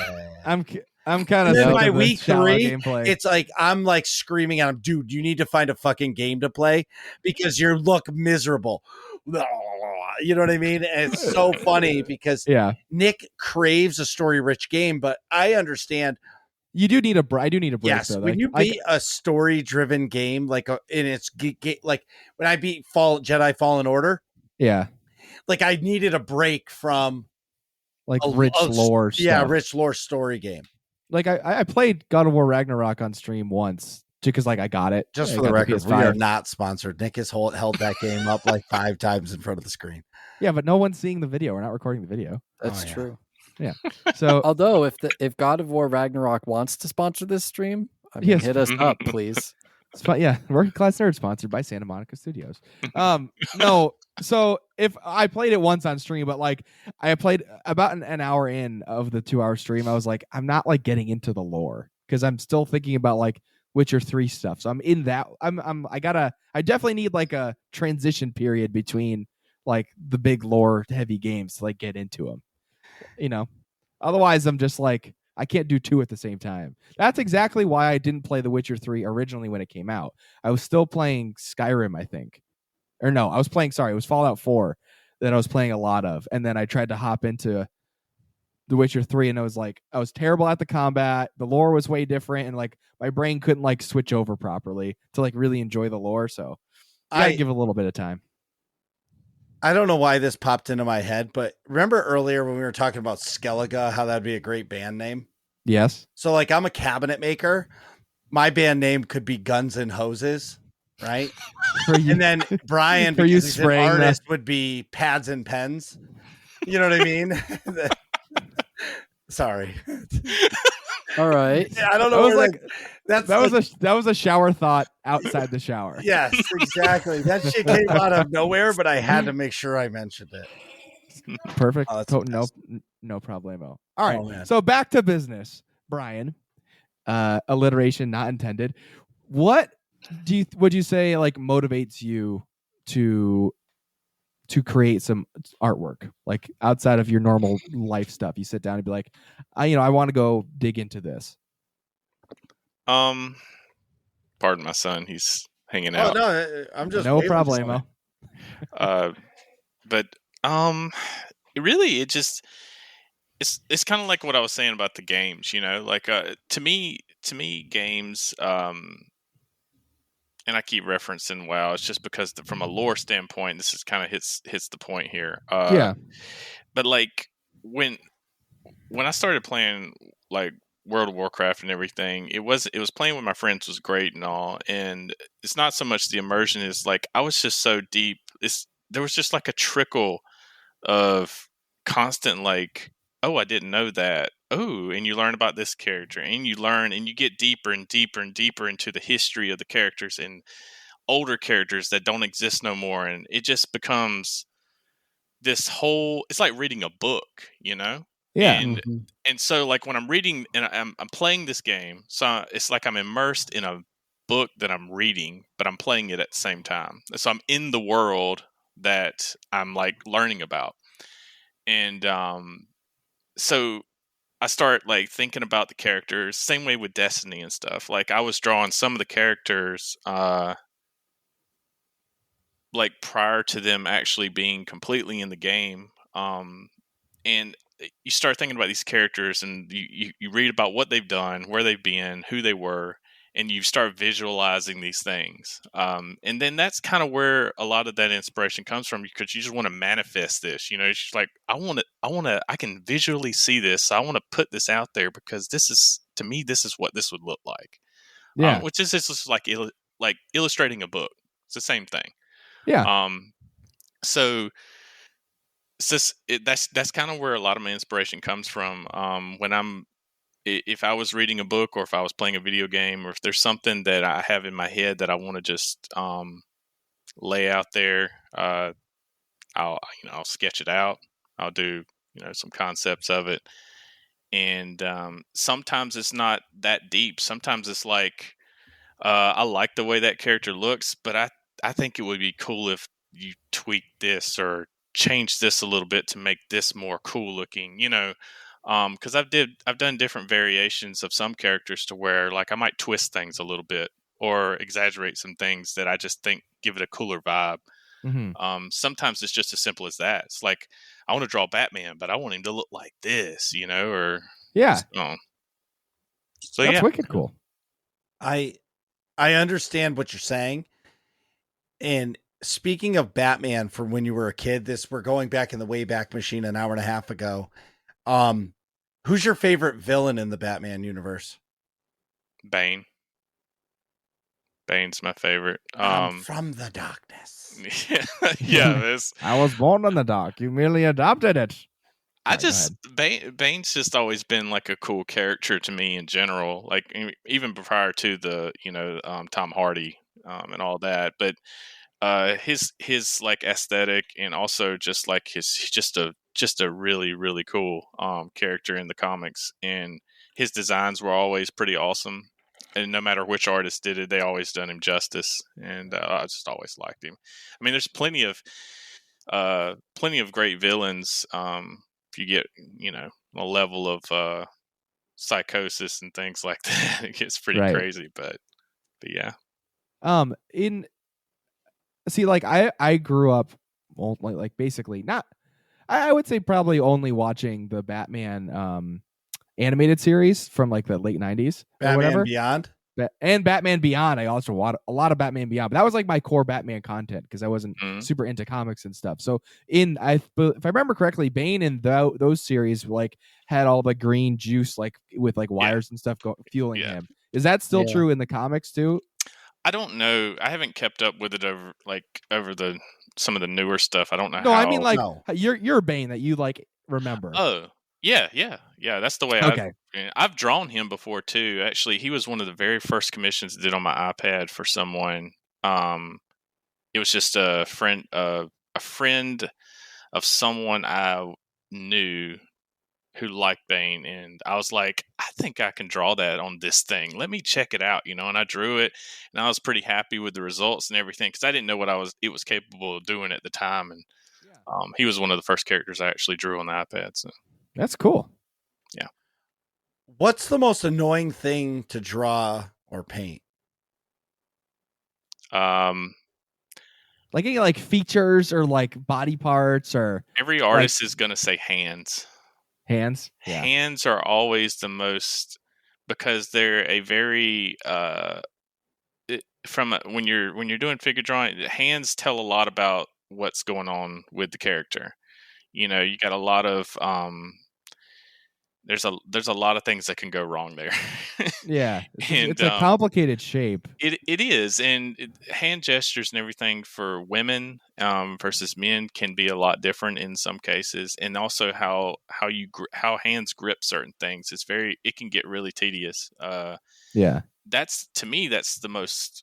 If you look at some of my stuff, I might wait till the last minute before I actually draw the hands. Like I have a general idea of what I want them doing, but there have been some times during the process where I've changed hands probably dozens of times to get them right to way that they should look. And I'm bad about like a lot of artists that are smart will use a lot of reference for hands, which I do, but I absolutely hate looking up references. If I can't draw it from visually thinking about it, I'm just lazy, man. I don't know. Like if I have to go and find a reference of a hand pose, it bothers me. I'm like, I don't want to have to do that. I can But understand that. but annoying stuff to me is drawing mechanical things. I do Okay. not like drawing guns Right. because guns and things that are very stagnant in shape and mechanical, they cannot be changed to a degree that makes me to where I'm like, oh, I can change this to make it look cooler. There's not a whole lot you can do with a gun. It's either going to look a certain way or Yeah. it's not. It has to have some kind of organic shape to it to where I can really be excited about it. Yeah, and like mold it to your style so it fits the aesthetic of the rest of the piece that you're creating. Yeah, because literally I can take a 3D model of a gun and put it in a picture of a really cool drawing, and I can trace over the gun, and it's going to look like the gun. There's not really a lot that I got to change to make that fit. Right. That makes sense. What's interesting in medical schools when they're speaking about hands, when they're dissecting cadavers, like for gross anatomy lessons, they'll cover the person's face, obviously, but if they have to show the structures, that's fine. But what they really focus on covering for the students to like not freak them out is the hands of the body. Actually, really? Because like hands are one of the most human things that like you relate to, because it's like there's every person's hands are super unique, and like you can tell a lot from somebody, like how dry they are, if they're wrinkled, calloused, like they had a whole life. So like when you look at somebody's hands, like Marcus's, versus my softer than baby shit office hands, gamer hands, right. So you can tell, like you relate to somebody's hands a lot more. So like I can totally get, it's a super complicated shape, and your face, like your brain's used to recognizing like what's a natural position for those hands doing stuff. So like on top of that, it's like a very human thing that like you recognize is like you in relate to his hand. So it's hard, I would imagine, super hard to draw. Like it's easy to screw up, and it's like something that people can focus on a lot too. So I can totally see how hands are a pain in the ass. You know what's ironic about there's a lot of like there's a lot of drama right now around AI art. I don't know if you've seen any of that kind of stuff. I have seen the art, not the drama, but well, essentially, I'm not going to get too deep in on here because that's the topic for another day. Essentially, it's a computer program that it's like if you told somebody like me, like if I've never drawn a thing in my life, and you said, draw me Darth Vader, right. I'd be like, okay, let me go look at a picture of Darth Vader. Let me go, and I had like one image of Darth Vader, I would only be able to use that one image to Right. create Darth Vader. I wouldn't know what he looked like from the side, maybe. I wouldn't know all these little things about him. Well, an AI is like that. It's only going to be able to recreate you something if you feed it what it needs to be able to build this. Right.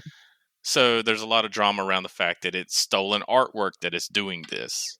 When people Right. make AI art, it's pulling artwork from across whatever database that they have used to build this AI program. Anyway, the funny thing about this is what I was getting at. The funny thing about this is if you look at AI art, it also has problems with hands.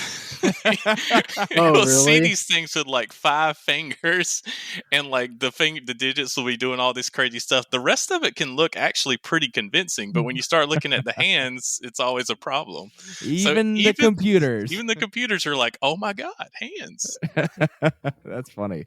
I'm gonna But make anyway. the AI art just make hands now and see what it comes up with.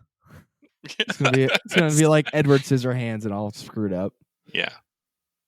The hands on that devil from Cuphead are pretty gnarly.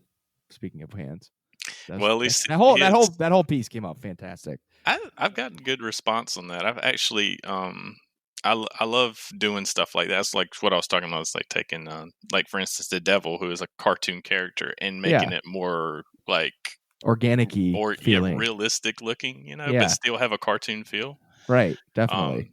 That was in my head. And that's nothing. That's not me creating a character that doesn't exist. I just like this like vision of him, you know. Yeah, absolutely. Right. Atrax, Well- want to ask the next question? I was gonna say I think we've come to like the most important question of the show. Oh boy. Oh, yeah. And there's only one wrong answer. There's many right answers. Yeah, there's So a there- plethora of right answers, but there's only one wrong answer. What is your favorite ice cream flavor? That's the randomest question.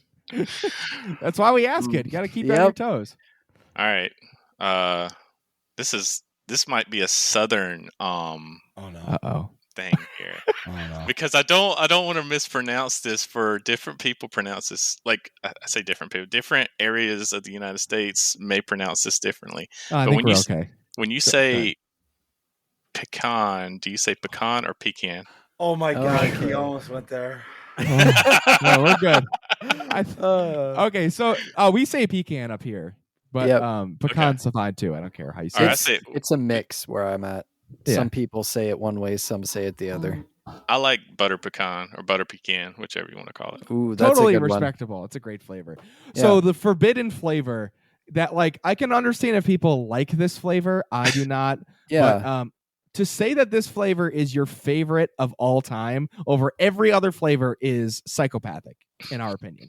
So anybody that answers that question with pistachio ice cream is out of their mind and kicked off the show. Really? Yep. It's Well, not literally, but we make a big deal about it. The Right. It's a meme. I could So have went there too. 'Cause that's- You thought you were. I thought you Yeah, were. When you very said the good. P and pecan, I was like, we've actually had 2 people. I don't remember who the 2 people were, but 2 people answered pistachio, and I was like, we freaked out because like, who picks a nut as their favorite ice cream flavor? Like Well, I not just did. not yet. Nick? No. But butter pecan. Butter pecan is way different than just pecan flavored ice cream. Also, Yeah. you can have candied pecans, which are way better, but pistachios are always just plain old pistachios. Well, and they make like pecan pie. See, Pecan then pie. I'm- I make pecan pie. I have a great. but no recipe one if you'd has like it, by the way. pistachio pie. Right. At least I don't know. I don't think that's a thing. I've never heard of that. Yeah. I have a great pecan pie recipe if you're interested, by the way. There you go. But yeah. What would you say your goals for your art is? Or is What would you say your goals are? realistically, I just want to do art and live. Like I don't want to necessarily be working in any kind of field in art to where I'm always creating something for someone else. Yeah. If that makes sense. Yeah. it's always good to get paid for your art, but I also like the fact that, like, if I could just do artwork and be paid for it and be comfortable, I'll be fine. Like Right. that's all I care about, and A I want living. people to Yeah. enjoy it. Obviously, that matters. But I don't have any kind of like goals as to where I want to be, because I don't think I'll ever in my life be at a point to where I'm happy, like, completely, that I've reached any kind of like spot on the mountain, so to speak. Like, I just think I'll always be learning, and I'll never be good enough to my own standards.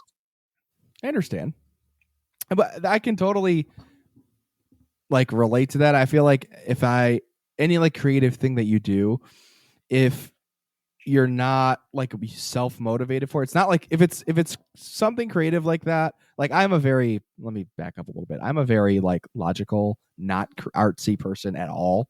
Like, this is the artsiest thing that I do, which I feel like it's not that artsy.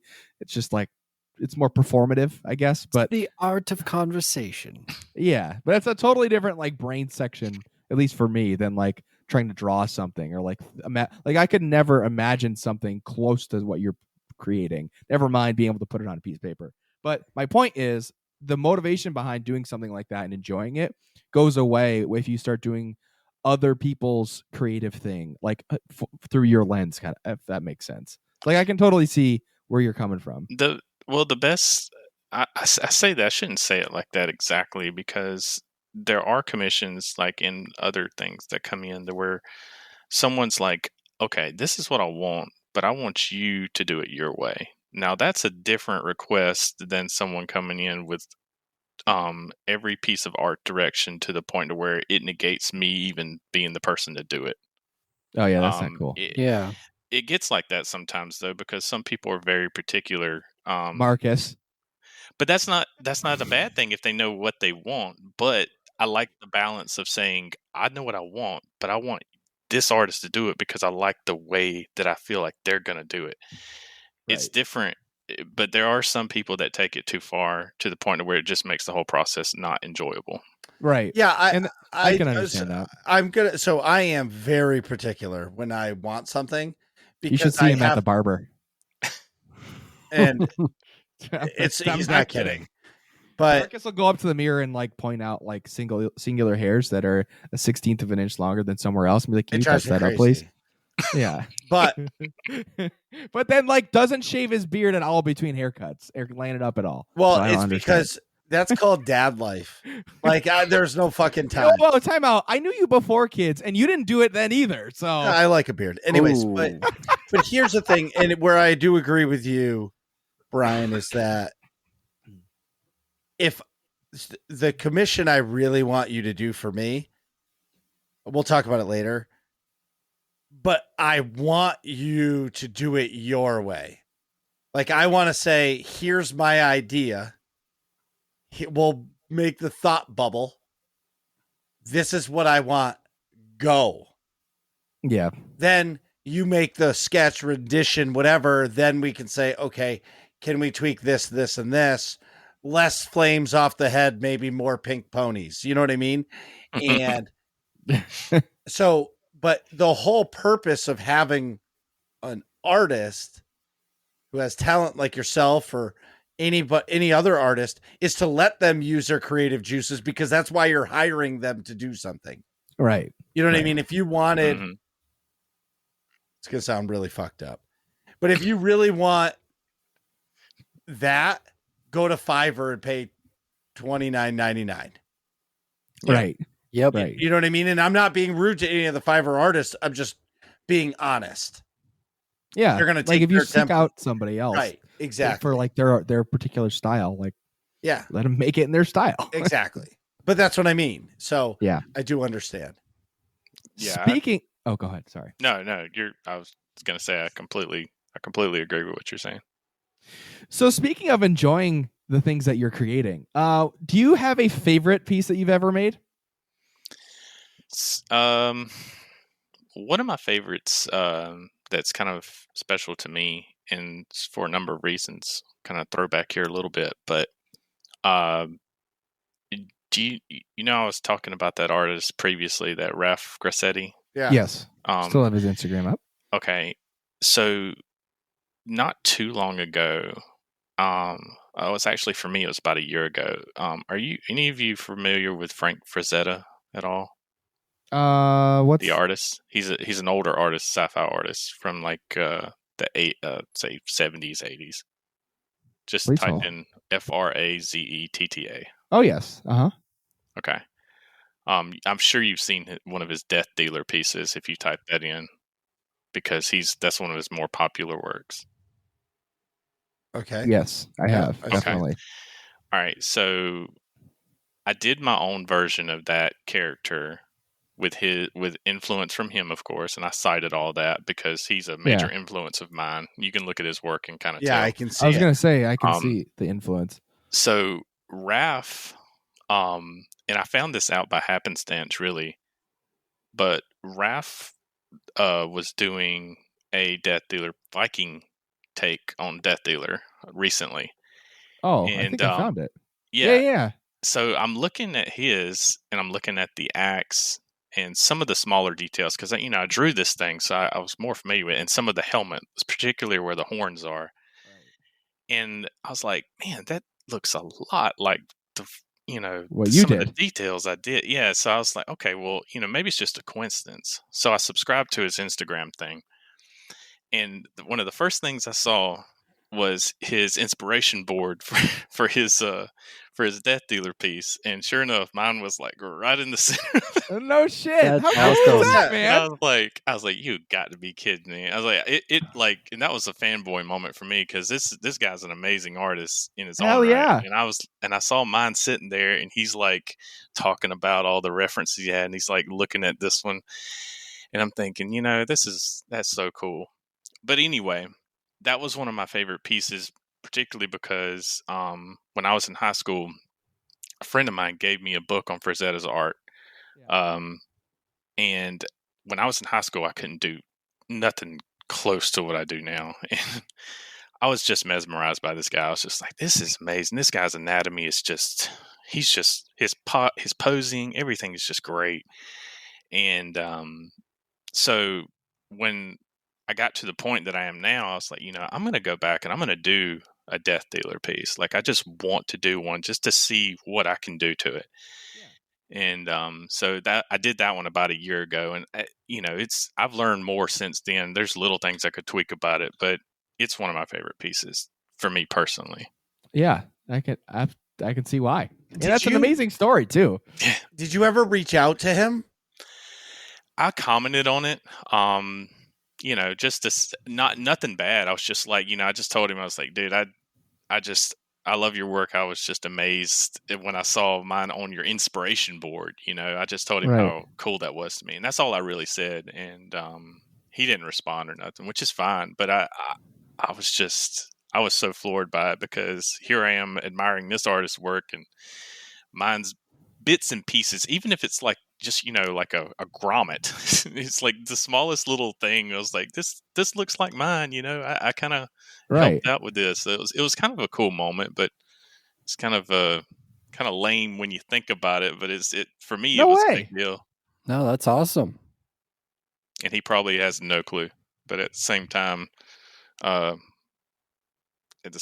did want him to be aware that I did see it, and that I do I didn't think it was cool. Hell yeah, absolutely. So I'm going to ask you again before we actually end the show, but let everybody know where they can find you. Gosh, man, with Twitter and everything these days, we've stretched even further into another social platform. I'm not even going to mention that, but okay, right. Instagram, you can find me at Brian Moncus, BrianMoncus.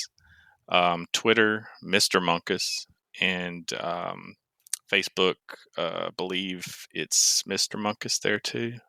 Maybe Brian Moncus. I forget. But those are my three primaries. Of course, my website is brianmoncusart.com. All the other information's on there too. So kind of everywhere. Excellent. So before we move on, so where do I drop my commission request?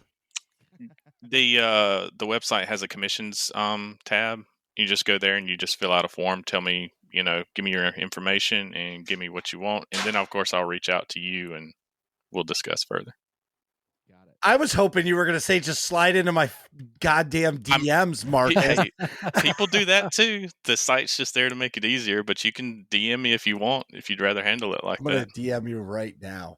Anyways, moving on. We're going into the working class questions. So every week, the Nerds community adds questions to our show. If you want to join the Discord, make sure you go to mine, Atrax's, or Nick's Twitch channel and click the link for the Discord and get in there and add some questions. DL Smooth today asks, what's your favorite Christmas tradition? Mine or all of us? You well, go first, Brian. You spoke up first. Yes, congratulations. You won. It's gonna be a movie. I like watching. There's a particular movie me and my wife like watching every year. Which movie? You don't mind me asking. It's The Family Stone. You ever heard of it? No, I haven't. I don't think so. The Family Stone. Oh, there's a lot of Jamie action today. Yeah, I'm trying to save the two photos side by side. That's not easy to do. It keeps trying to save it as a web page. Anyways, my favorite Christmas tradition is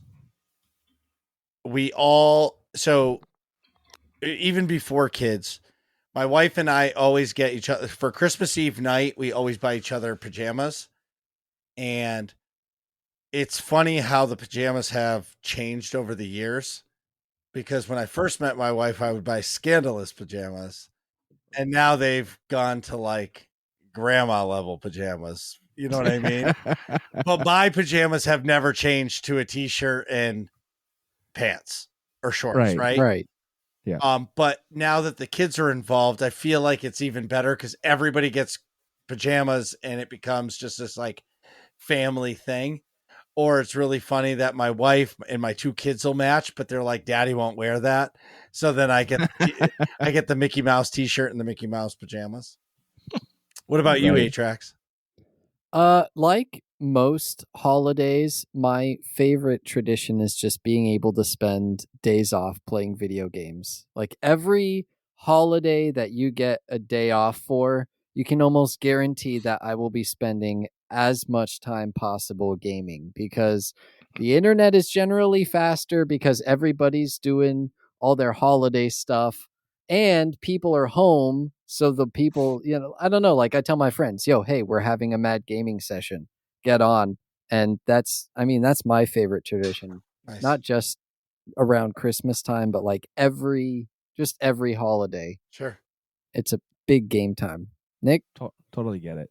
So I think it's kind of tricky. I feel like I'm pretty lucky. I have a lot of good, like, wholesome family things. But I think most recently, since my sister and I have like moved away, obviously, from my parents' house, on Christmas we come back and like still like pretend it's Christmas morning. Like I'll probably stay asleep over there Christmas Eve into Christmas Day, and then we all like open some presents as a family, like in the morning. It's not like 6 a.m. like when we were little kids, waking up as early as possible. But like we'll usually like eat breakfast together, have coffee, like, and I'll just like open gifts like in the morning. Usually my dad will light the fireplace, so it's like a wholesome thing that which is normally for like little kids, but we just kept doing it as we got older too, which I think is pretty cool. And Nick, and the thing that's funny is that tradition will continue when you have kids of your own or your sister has kids, because it might not be at your parents' house anymore, but it might be at your house, and your parents sleep over at your house. Right. You know what I mean? Et cetera, et cetera. And that's a tradition you won't let go. Right. Yeah. It's a great question, DL Smooth.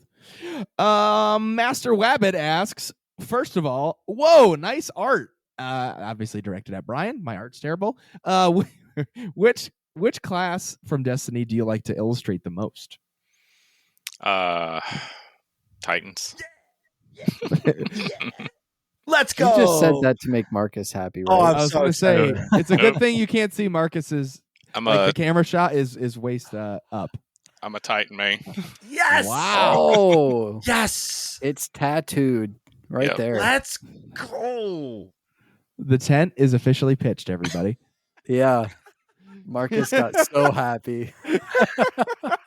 Sure, happy. We'll put it that way. So, next question comes from the one and only Tarquin, aka Quinn. For Brian, do you have a favorite medium to use? And I think I stole your thunder here. That I asked this earlier, kind of. Oh no, I asked what do you use, not what's your favorite. Oh, that's a good question. Favorite medium, if we're talking traditional, is charcoal. Love charcoal. And digital is always, digital is digital. So it's a medium, but I still draw the same way that I do in charcoal when I do digital. Still use the same techniques. It's just digital. Very cool. Nice. Atrax, what do we got next? Am I the last one? Crystalline asks, do you play Among Us? I don't. My son does on a regular basis. I feel like a realistic Among Us monster would be pretty cool. I've seen those. Oh, I've seen yeah. Oh, you know what? I think I have seen that on Reddit. Some are pretty somewhere. disturbing. Yeah. Yeah, That's definitely. true too. Albus asks, your art looks like you listen to Disturbed. What's your favorite Disturbed song? Actually, I mean, I like Disturbed, but the iteration they did of the Sound of Silence, more recently, that was really, really good to me. I mean, I've listened to Disturbed though and others since I was in high school, so there's plenty of songs I like by them. But Oh yeah. Wow. Great answer. All right, well, that is Working Class Questions. And one more time, Brian, thanks for coming on the show, of course, but let everybody know where they can find you. www.brianmoncusart.com, Twitter at Mr. Moncus, Instagram at Brian Moncus, Facebook at Mr. Moncus. Well, thank you again for coming on the show. We super appreciate your time, and your art is incredible, of course. Thank you guys for having me. What are you guys talking about in here? Find out next episode of Working Class Nerds.